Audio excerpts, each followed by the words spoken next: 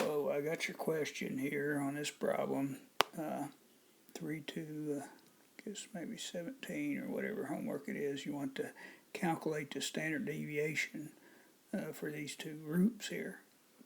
And so first of all, I took, and if you click on that little button there, you can import it directly into StatCrunch. You don't even have to type it in.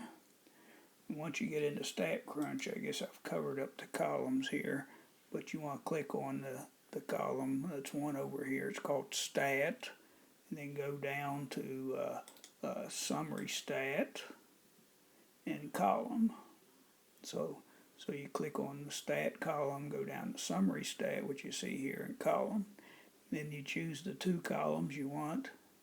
This is Sample Standard Deviation. You click on it, and you click Compute, and you can see it does all the number crunching for you.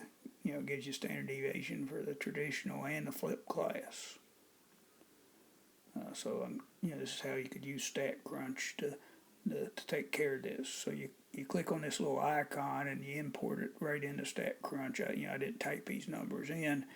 Click on the column called Stat, Summary Stats, Columns, and you select the two columns, standard deviation, compute, and it takes care of it in less than a second. Hope this helps.